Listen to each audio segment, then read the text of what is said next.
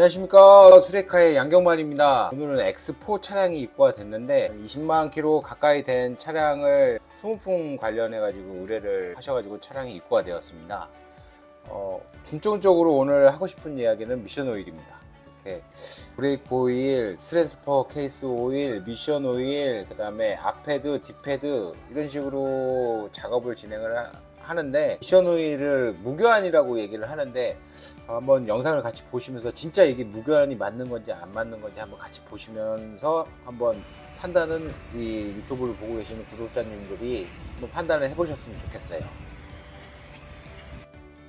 자, 그러면은 본격적으로 미션 오일을 한번 교환해 보도록 하겠습니다.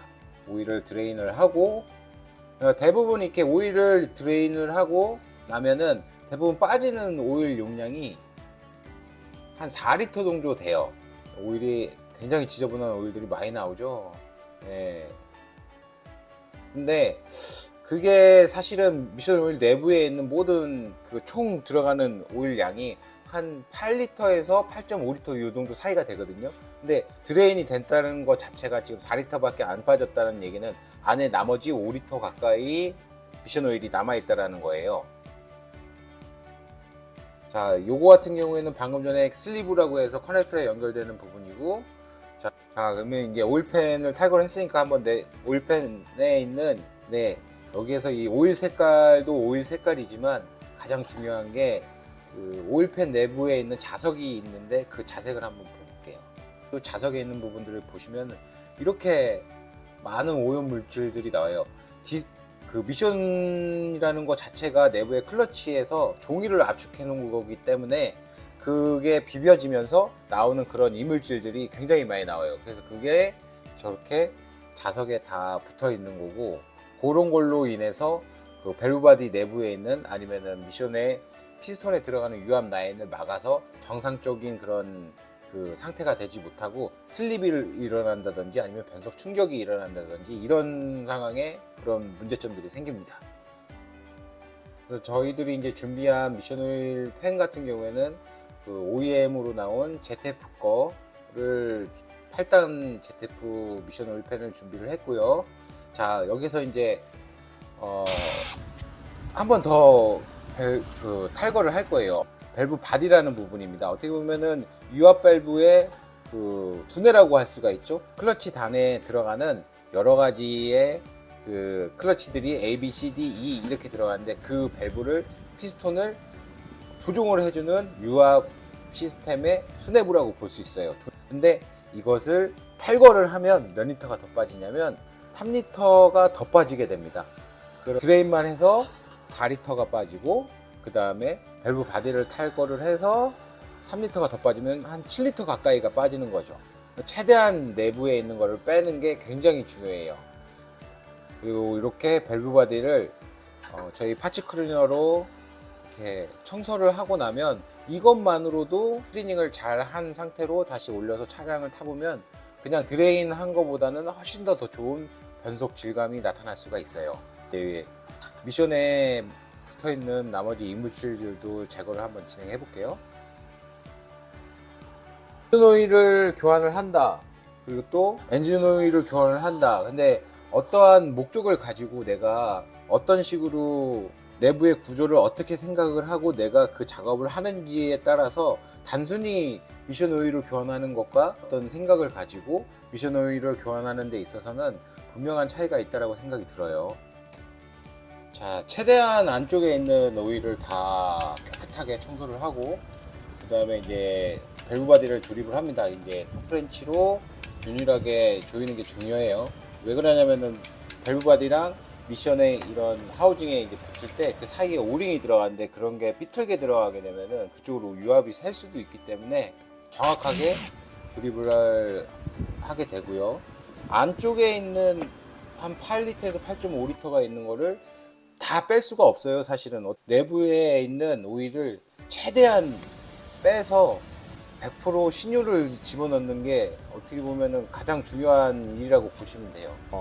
빼고 난 다음에 신유를 집어넣으면 전보다는 훨씬 더 슬립도 그렇고 변속 질감도 굉장히 좋아진다고 볼 수가 있습니다.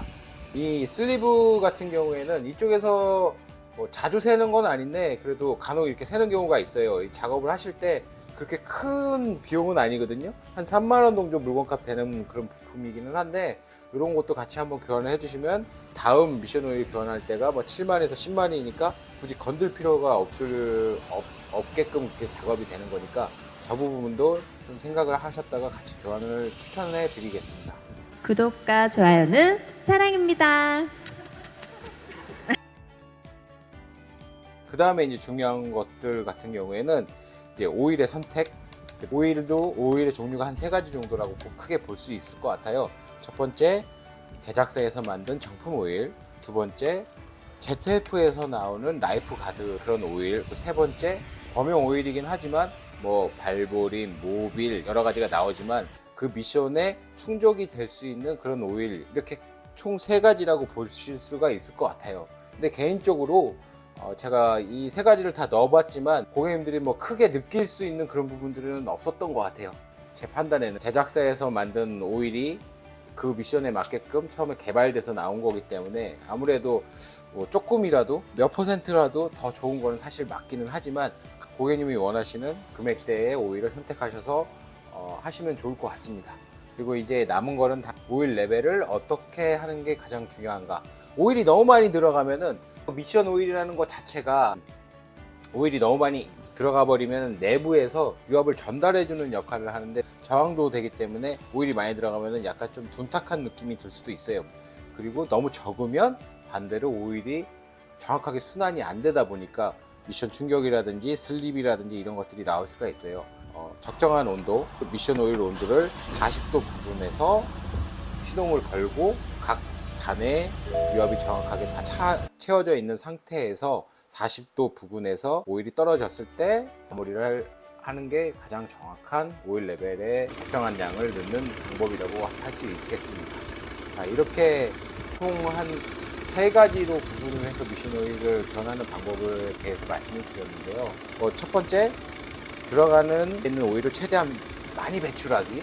두 번째, 어떤 오일을 내가 선택할 것인지. 세 번째, 오일 레벨을 어떻게 적정하게 측정을 할 것인지. 이 3가지가 잘 되면 그냥 단순히 그냥 아무 생각 없이 교환하는 것보다는 더 좋은 결과가 있을 거라고 생각이 들어요. 소모품 교환인데 뭐 그렇게까지 중요하냐 이렇게 생각할 수도 있겠지만 조그마한 부품이라도 다 하는 역할이 있기 때문에 더 좋은 성능의 결과가 나타나기 때문에 중요하다라고 생각이 들어요. 그리고 차에서 이런 소모품 관리가 내구성에 굉장한 차이를 많이 내기 때문에 절대로 무시할 수 없는 부분이라고 생각이 듭니다.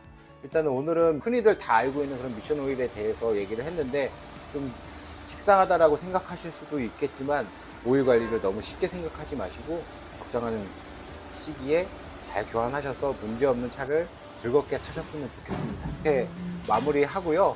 다음에는 더 좋은 내용으로 찾아뵙겠습니다. 감사합니다.